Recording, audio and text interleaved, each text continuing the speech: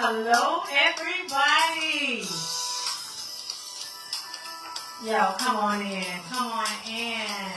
This is our very first podcast, y'all, and we are so excited. So as you come in, we're going to ask y'all to share us out. Share us out. Yeah, this is our very first one, and I'm excited. Are you excited? I'm overexcited. Yeah, I'm very excited. Yeah, so let me see. Can I share this out to a few people? You got your stuff together? Mm-hmm. So y'all just give us a moment. Y'all know we just now trying to get it together. I want to tag a few people. Let me share this. All right. So as you come on, just make sure you share with your friends, and then your friends share with their friends. The gentleman and his lady. Right. Yes, the gentleman and his lady. I am so excited about this thing. I need somebody to come on in. Y'all got to come on in. We're going to be talking about domestic violence against women in society and in the church. Yes. Yeah. We're going to see if we can help our sisters out. See if we can share some information with you. We know this can be probably an uncomfortable thing to talk about. But the best solution is to talk about it to somebody. That's true. So we're just going to shine some light. We're not here to cast aspersions on anyone. We make this disclaimer. We ain't men bashing. Okay, brothers? That's right. All right, we're not men bashing. We're just trying to help our sisters out and pass along some information and have some serious conversation. Because we do know that women, y'all do wrong by your man too. So some of y'all kind of like be beating on your man, and he be trying not to put his hands on you too. So but we're mainly focusing on the women. Yeah, we're not going to deal with the brothers tonight. This is strictly for the ladies. And brothers, you have to understand, that can be another subject for another segment in another episode. But for now, this is where we start. This is where we begin. Although we know it's broad and it can happen on either side, but the majority of it is coming from us, men.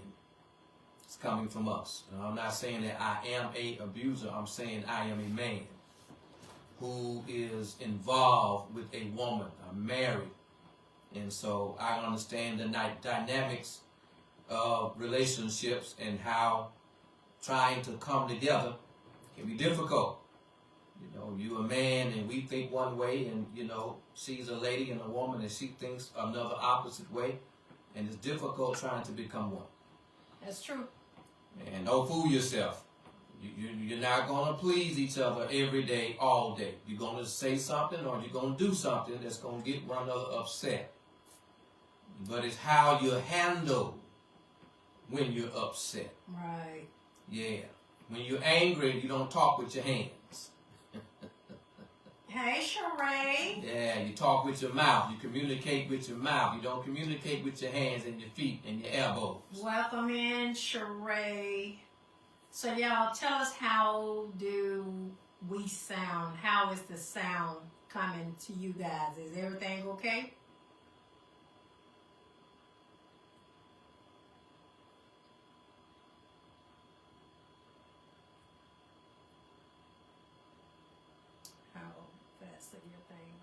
So we have really waiting on a few people to get in, y'all. We're just waiting on some people to get in so we can just start this. Start this thing up. Hey, Kayla.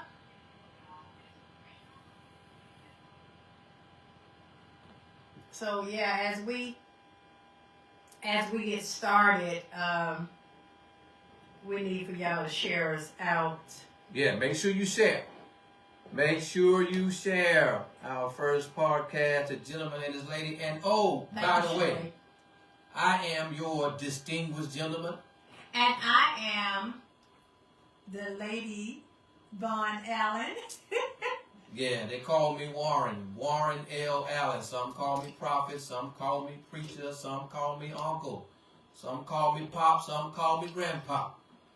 I wear a lot of hats. Now, that's the one you see me with on there. Yeah. But we're here to bring some information to you, to try to help you out, because there are people in this world who are dealing with real problems and they need real solutions. That's true.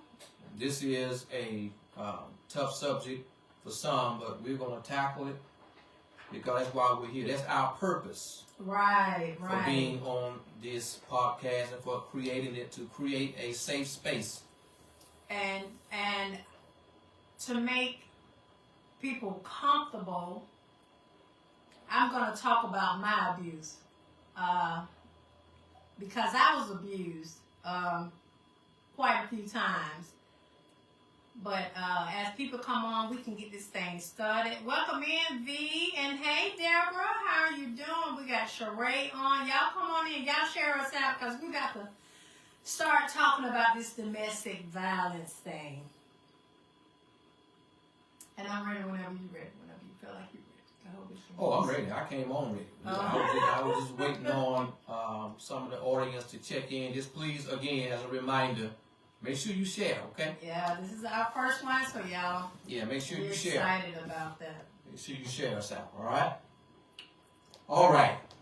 What we have to conclude, what we have to, I want to say, come to the realization is that this happens.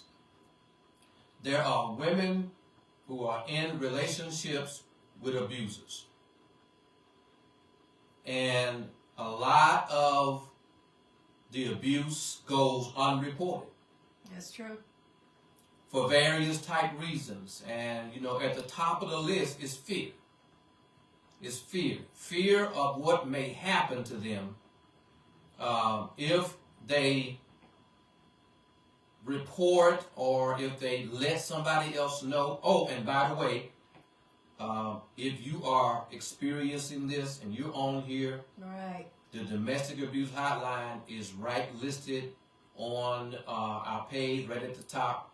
Feel free and make sure you dial it, and make sure if you're comfortable enough, you say something. Call in. Somebody. Let somebody know that this is happening to you. Because it's unfair. I want to say, I just was brought up in a different culture. Let me start there. I didn't see my grandfather put his hands on my grandmother. I didn't witness that type of action towards one another. Now they argued, they had their disputes, and probably they never argued in front of me or in front of their own children. My grandparents were old school, and they took their disagreements to their bedroom. But my granddaddy, you know, sometimes he could be very outspoken. My granddaddy was a man's man. He was as tough as nails, but he had a kind heart. But I did not witness that. right. I didn't grow up in a house where sons and daughters had to see their father smack their mother, push their mother down, you know, for whatever reason, because you have to consider how the man was brought up, his culture, his training, what he witnessed, because a lot of these things, they occur within families, and it's interpreted as this is how it's supposed to be. A man is supposed to rule over his woman, and she ain't supposed to talk back to him. She ain't supposed to have no opinion. And when you grow up and you see that, and you don't see anything opposite of what you have witnessed inside of a child's mind, which is very sponge-like when they're young, they absorb information. They absorb what we say, but they absorb more so of what they see us do. And so if you grow up in a house like that, where your daddy was a breadwinner, and he's paying the bills, and mom taking care of home, and he just comes home from work, and he may not want peas and potatoes. He wanted some fried chicken and rice. And so, you know, you didn't communicate to me. You didn't tell me that that's what we were. Well, baby, that's all we had. Well, who you talking to? And then there you go. You know, he's hitting her, he's smacking her, or he's stressed out because of the job, not making enough money. Now he's stressed. Now anything sets him off. But when you a child and you don't see mama retaliate, you don't see mother make any kind of changes to her attitude or adjustments to what's happening to her, she continues to cook. She continues to clean. She continues to support. Although her eye is black, although her lip is busted, she doesn't make any kind of effort to make a change towards her domestic responsibilities, whether married or whether just living together. Right. In any case, baby doll, that's what I call my lady, my wife. In any case, it's wrong. It's wrong. It's wrong. Abuse is wrong. Provoked or not. Just because she provoked you, it does not give you the right to put your hands on her. Even in a case to where her hands may go on you, being the man, you can cause more harm than she can. It's true. You could walk off. You could go outside, kick your car tires. Don't kick the woman. If you have to drive off screeching on two wheels, don't hit nobody. Don't run over nobody. But there are avenues and things that you can do and decisions that you can make even in the heat of the moment. But when you are just so accustomed to taking your fist, right, slapping and hitting and abusing someone that you say you love. Listen, women, you out there, hear me clearly. Love don't black your eye. Love don't bust your lip. Not at all. Love don't lay you down and kick you and stomp you. Love don't call out your name. Because you wasn't Bees and all those other names when he was trying to get at you. He had all kind of pet names he called you. He was courting you. But once you entered into the relationship, whether you're married, whether you live together, and a lot of these signs, ladies, hear me clearly, because I got daughters, I got a daughter, I got goddaughters, I got nieces. Some of these signs, these men show aggression long before there's intimacy. You just don't know how to look for him because you're so infatuated with him. Don't let him be handsome and have a little money. You know, you go out to dinner, you're at the dinner table. Okay, we got a question from Robert Kendall Jones. He says, while you're discussing domestic violence, how do you address verbal and emotional abuse when someone, let me see it all.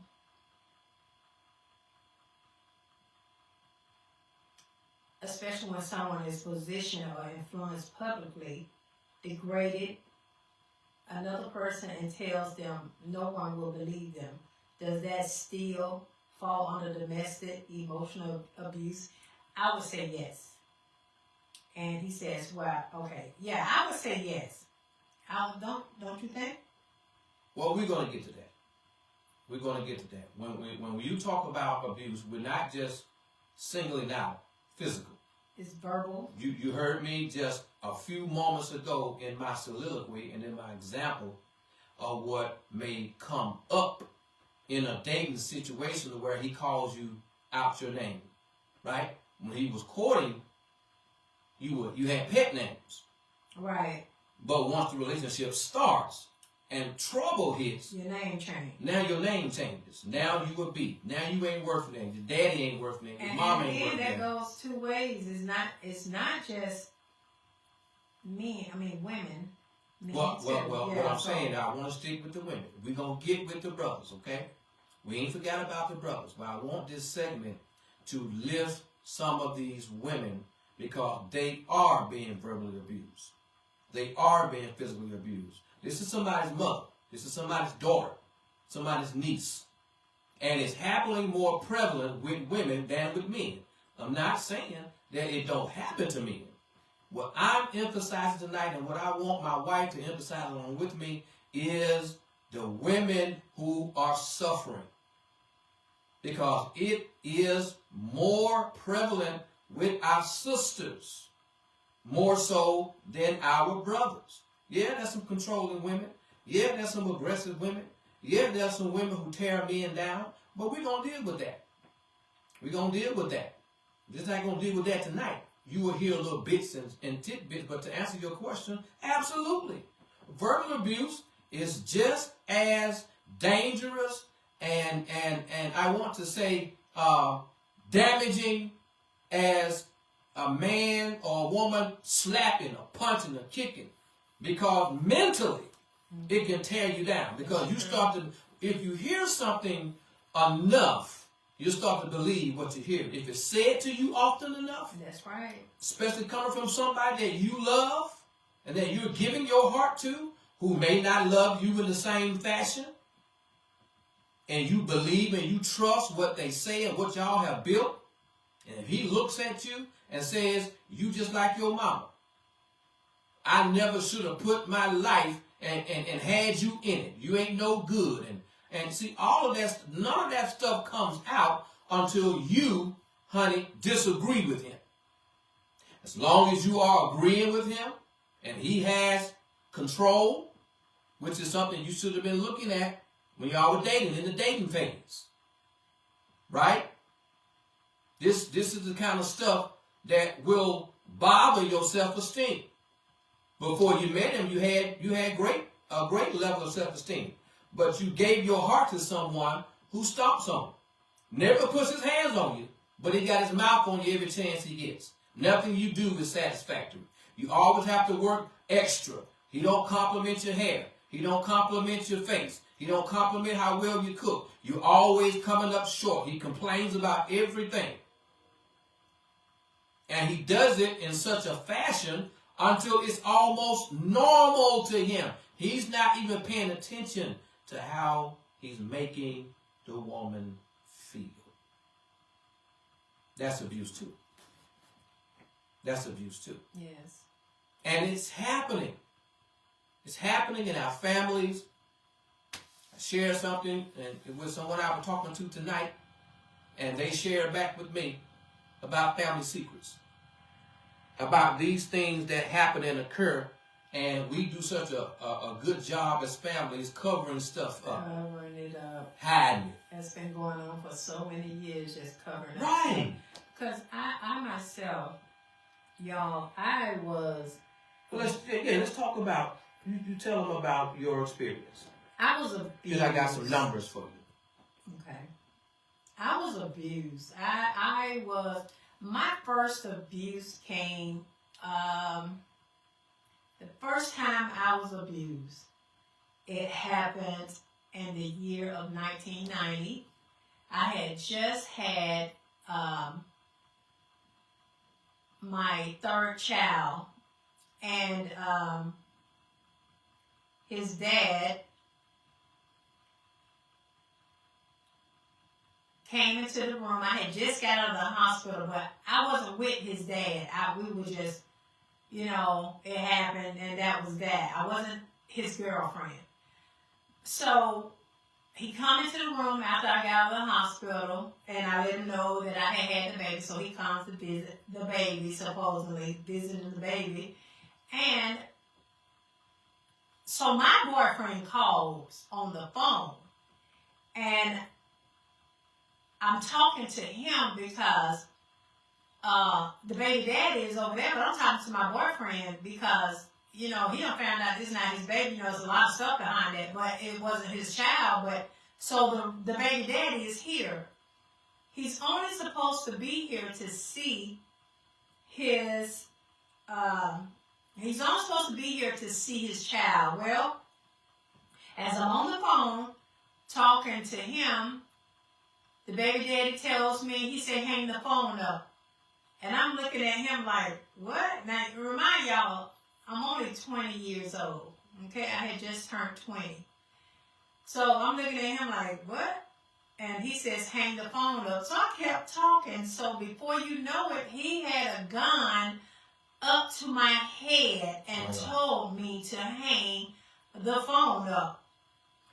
I hung the phone up, of course.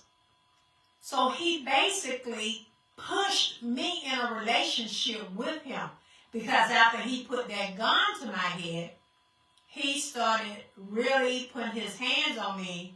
There were times that he would come over to my house, and this one particular time, he had his cousin with him, and he was, let's say he was telling my business under my clothes, okay? And so I asked him not to do that, you know, because that was so embarrassing. So he was telling the man about my personal business, his cousin. And so after a while, I asked him, I said, please don't do that. So the cousin left out, and he started hitting me. But I had got fed up with him, and I ended up straddling across him on the sofa, and I just started beating him. I was just beating his face. I was beating him so bad, I locked my legs on him because I had got tied up.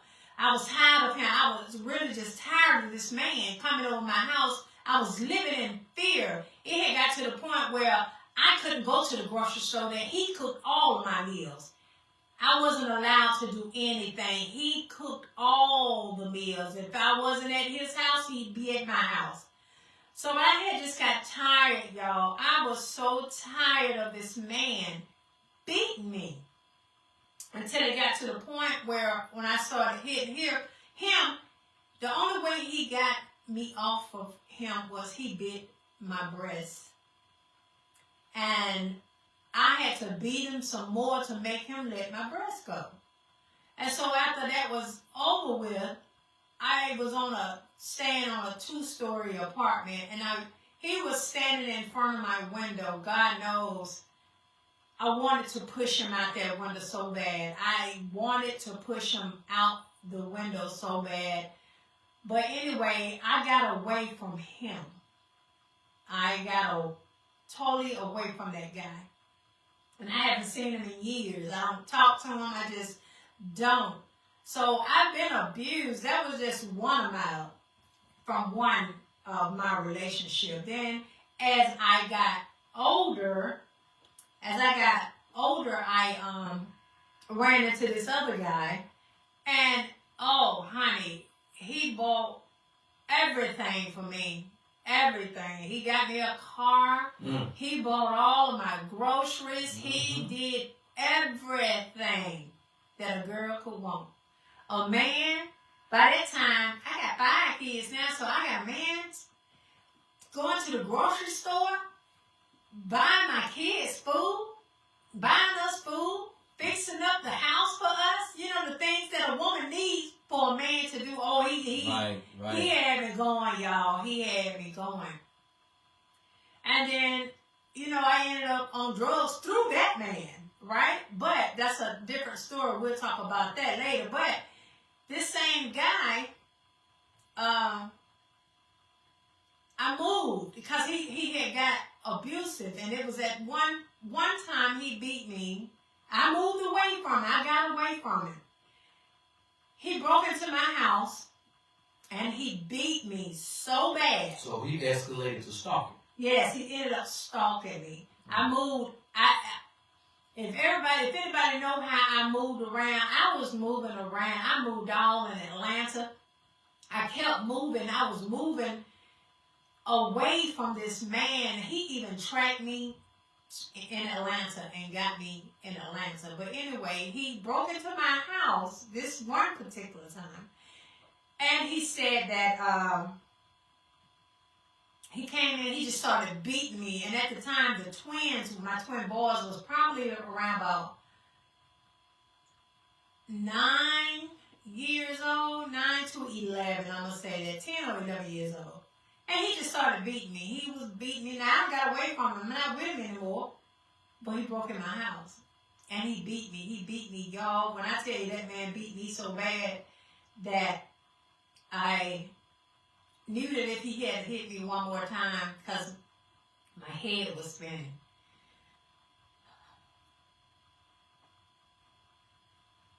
Yes. My ears was ringing, and it was terrible. And my twins, one of my twins, both of the twins ran in there. And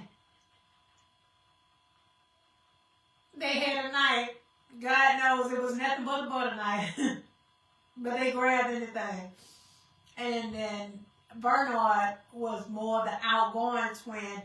He told him, if you hit my mama one more time, we're going to kill you. And so the man says, y'all, this ain't over with. I'm fixing to go get my gun. And because of the man's background, y'all, I thought he was going to get a gun. And I don't know if he did or not, but me and my kids was running down a highway, a 2-lane highway, dark highway, y'all. My kids put me in front of them to my run, mama, run, run, mama. I ran to a neighbor's house down the street. A car could have came because they protected me all across 2 lanes. All of my kids was lined up with me in front, pushing me to run, run, mama, run. You know, oh God, that was a terrible time in my life, y'all. This man. So this is now I don't hurt because she's crying. Yeah, I'm fine. This man was terrible. I mean, that's just that abuse. He even got to the point to another time. Let me just tell this last one. It was another time that I done moved again, y'all. Now I'm in Barnesville. This man came in, he beat me. I was done with him. He beat me and took his nails and scratched all the way down my face like a tiger scratch. He just kept going down my face, you know, like that. He spit in my face. He had me down. He was spitting on me. He was beating on me, and he was scratching on me. And he told me he was my God, that there ain't no God but him. He is my God. And so my youngest son, he came in, and he had a BB gun. And he shot him in the back of the head with his BB gun, and that got him off of it, but he chased my son. But that's my abuse. You know, I can't tell it all in one night, but that's a few. That's enough. Yeah. It's enough to make the initial point of how this is not a joke. Because now I want you to understand that this gentleman, I ain't gonna say gentleman, this coward escalated from physical abuse to stalking. Right. And the mere fact that his background was a murderer, she left that out, but he had a background, he had killed somebody. So a threat from a man like this was not to be taken lightly. And guess what I didn't do? I didn't tell. Well, that's what I'm saying. I didn't tell anybody. I waited all these years. I'm just telling Mom about some things. So I didn't tell, and that's why, y'all, it's so important. It's so important to let somebody know what's going on with you, because he could have killed me. Not only you. Yeah. See, your children were in danger. Right, he could have killed us.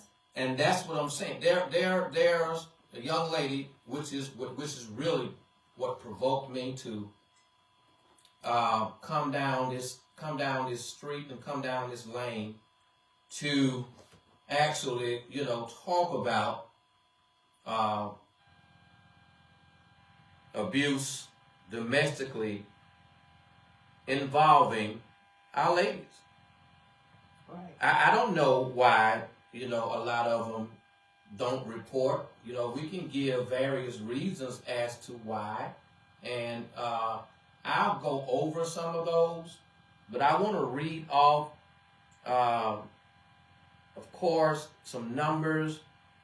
But what provoked me to come down this street was something that happened in Fulton County.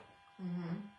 and it's reported, this is not something that, and I need to make that disclaimer, I'm reading off what was reported, okay?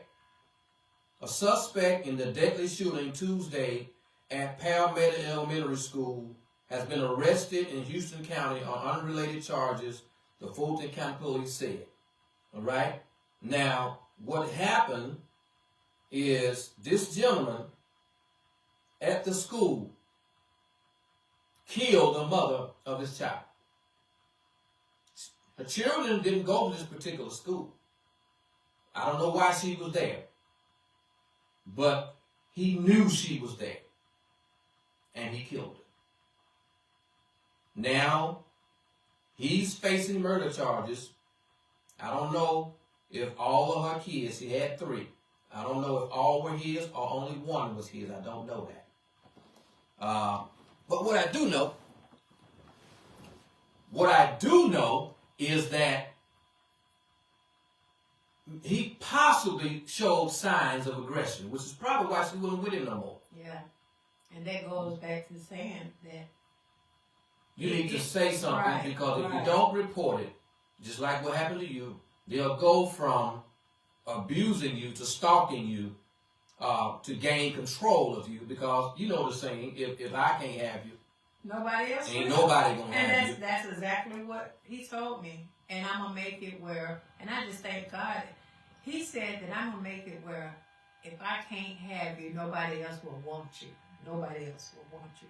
Because he was trying to mess my face up. But I just thank God because I don't show not one of those scars in my face today. So I just thank God for that. Yeah, and you do, but you have to deal with the scars on the inside. That's right. The scars on the inside is still there. Yeah, because although you heal from the outside, it's the scars and the damage that abuse causes in the inside, your emotions, your mental, your ability to even determine what true love is, because you think he loves you because he's giving you that kind of attention.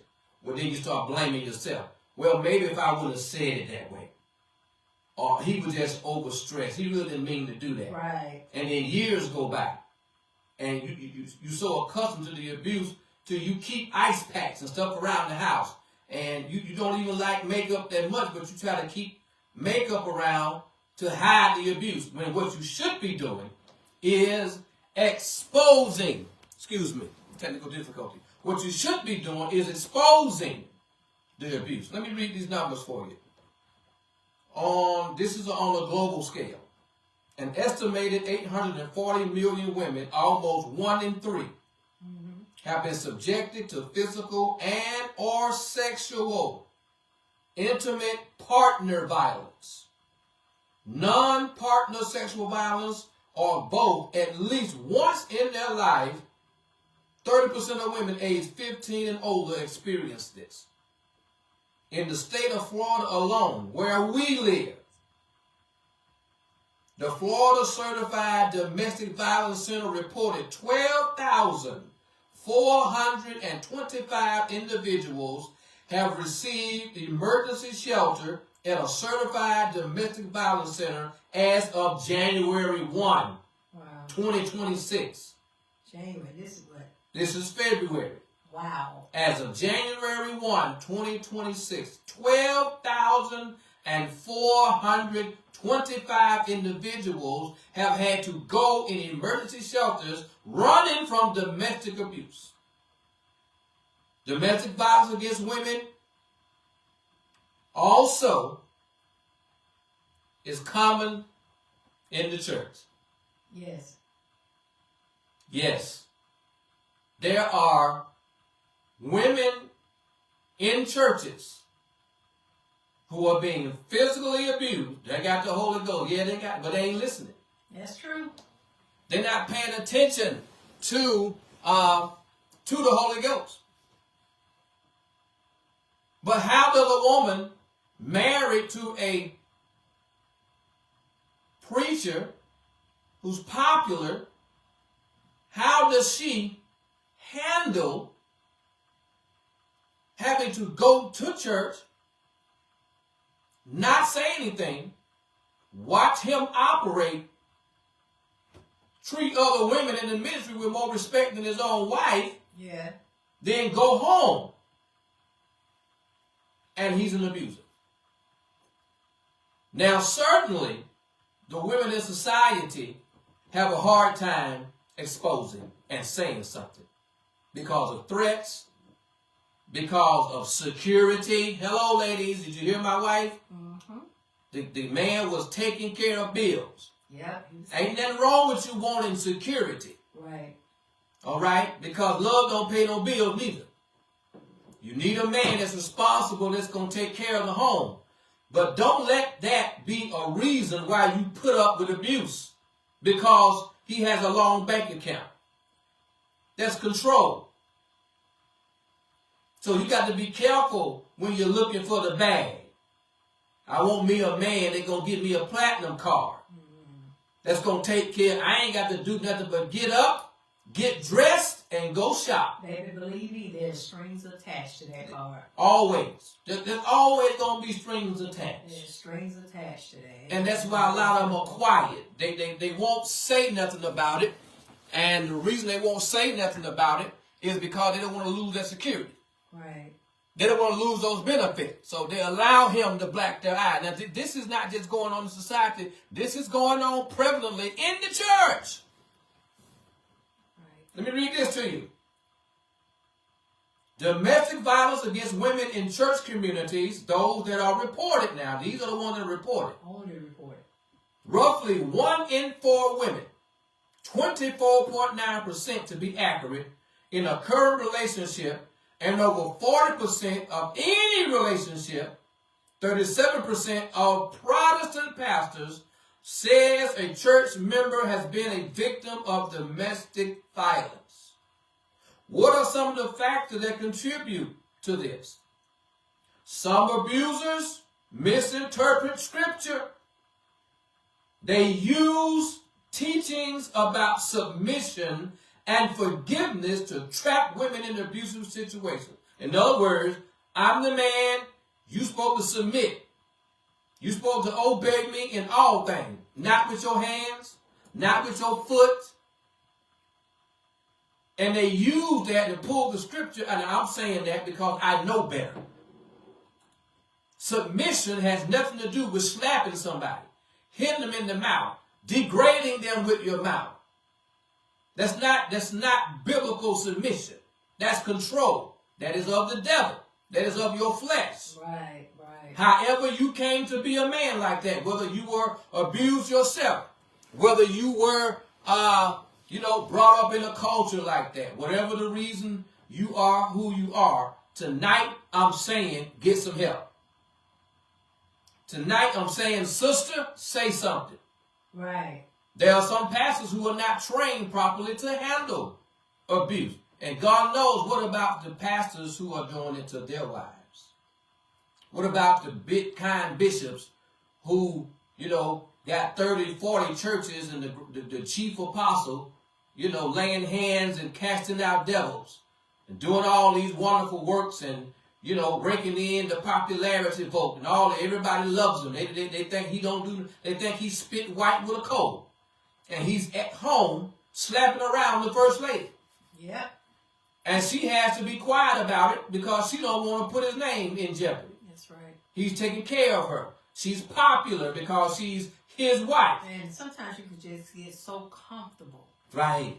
You be too comfortable and in it, you're scared to lose what you got.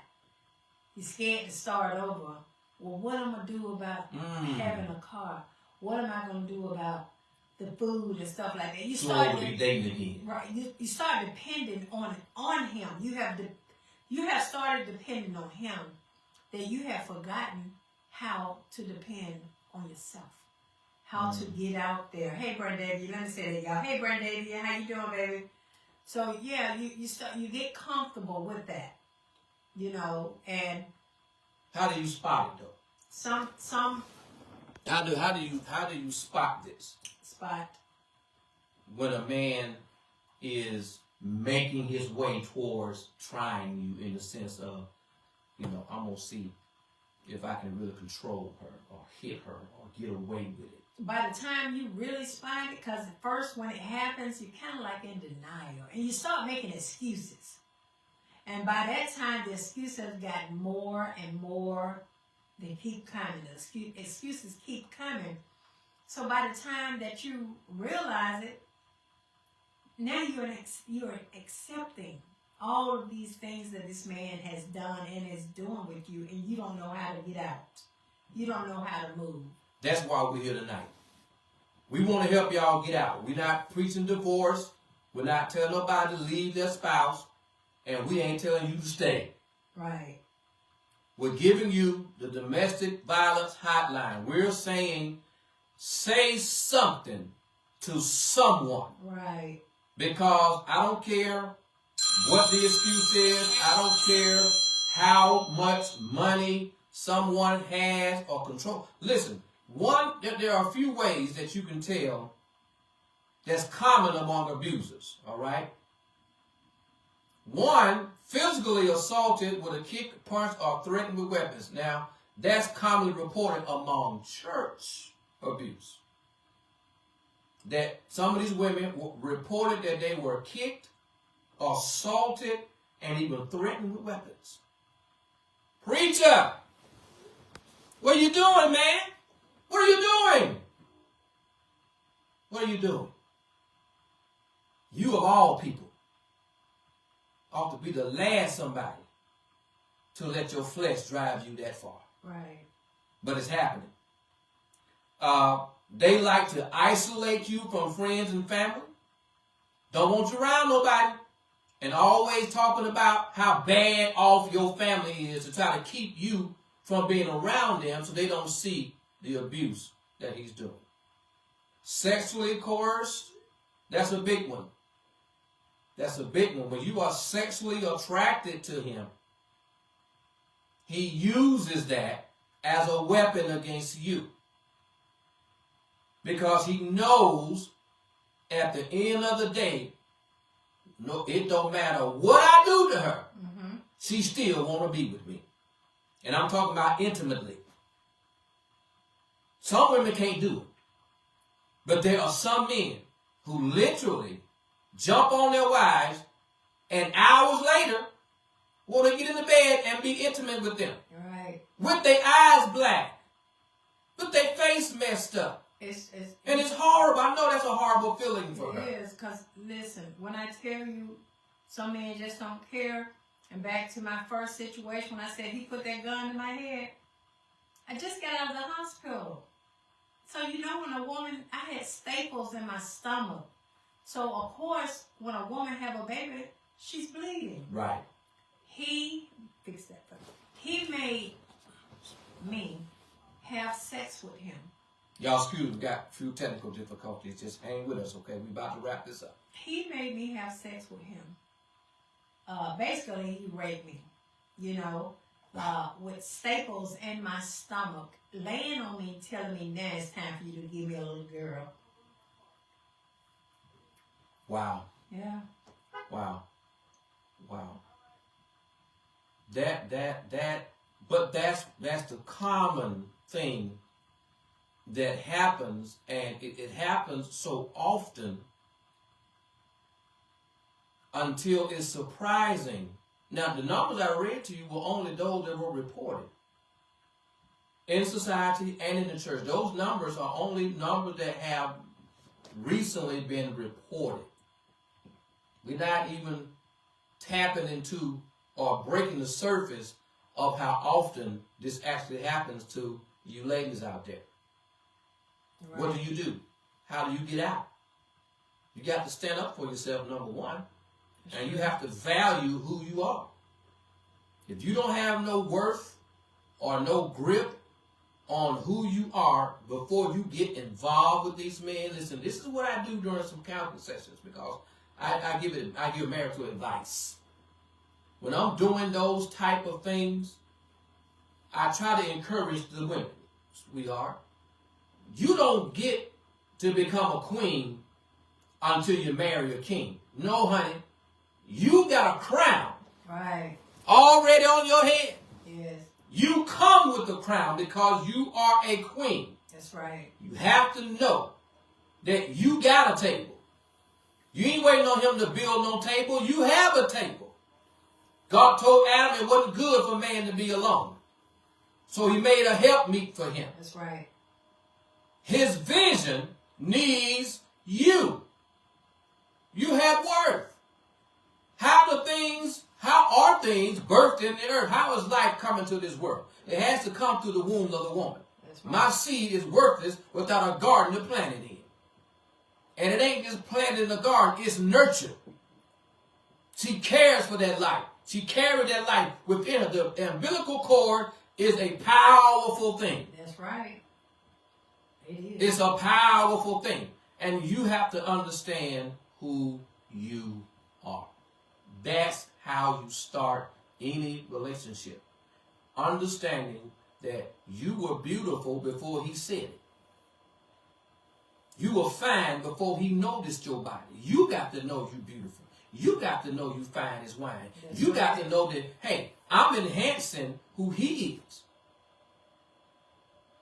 And because if you go in there any other kind of way, now not all men are like this.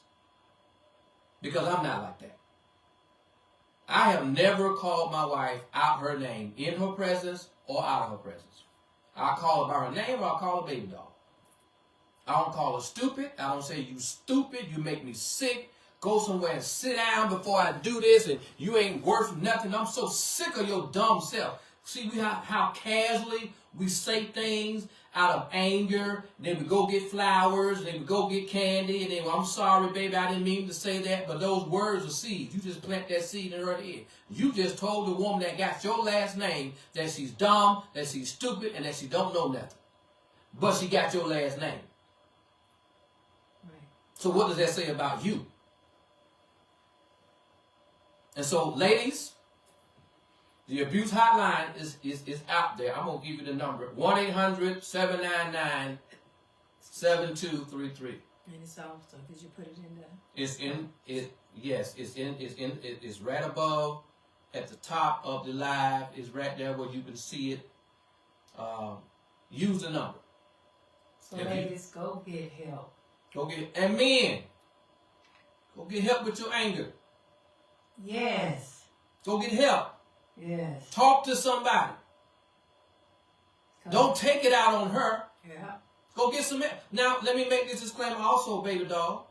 Sometimes this is not something that happens constantly. Maybe it was just one time.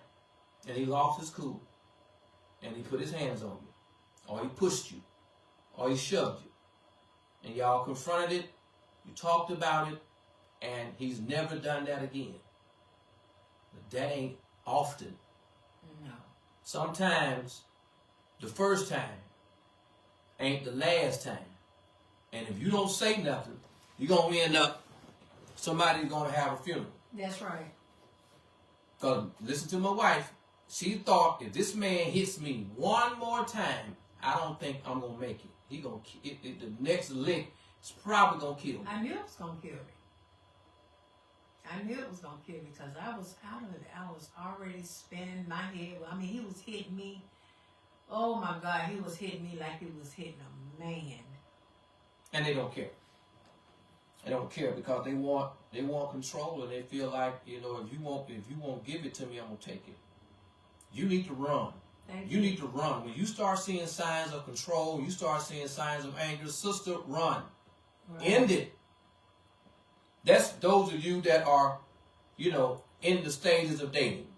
Now, if you are involved with somebody and he's like this, you can get out. Get out. Get out. And don't worry about what nobody gonna say about how they gonna talk about you, honey. And they ain't taking them licks. Then don't let him hit you and then give you a ring and say, I'm sorry, will you marry me? Honey, it's only gonna get worse from that. Right. So there are ways to get out. You just have to make up your mind that that's what you're going to do. I have heard counselors who are spiritual counselors, by the way, say older saved women, y'all mothers, be careful about the advice you're giving these young women that are going through this. Mm-hmm. there were some mothers that told some young, they was in a conference, and she told them, she said, you know, don't say nothing, because he may end up killing you and your family. Don't say nothing because he threatened to kill. Right. So she's supposed to just wait until he actually does kill. No. Say something. Find you somebody to talk to. See if he can get some help. And if he don't want no help, run, honey. They're going to be having your funeral. That's right. And there's going to be all kind of regrets. Prophet Allen preaching divorce. No, I'm not. No, I'm not. I'm just telling you that the marriage covenant was broke the first time he took his fist and put it through your face. That ain't for better or worse. That ain't in sickness and in health. That's treating you like you are a dog in the street. So you are dishonoring the marriage vow. Love your wife as Christ loved the church. Yep. He gave his life for it. He died for it. He wasn't trying to kill the church with his hands and his feet. So, honey, get some help, y'all. And I pray that, we briefly touched on this subject, but we know there's a whole lot of questions that some of you may have and see on the playback.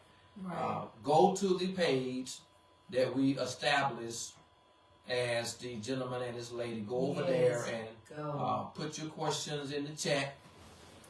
Submit your comments. And I do apologize. We got technical difficulties, and you know that stuff happens with computers and things of that nature. But go over to that page. Let us know what you want, what your question is, and then we'll write back, and if you need certain numbers and statistics, we'll point you in the right direction. And we are not going to expose anyone. If you happen to call us or inbox us and you want some help, this is confidential. It's confidential. Okay. And also, if you have a matter that you think that we should speak on, well, this is what we want you to do. We're going to be on twice a week. Now, we only came on at 8 o'clock tonight because of some difficulty I had, getting back in town. I was out of town. But normally, our hours that we choosing to air our podcast are 6 p.m. That's on Mondays. Every Monday at 6.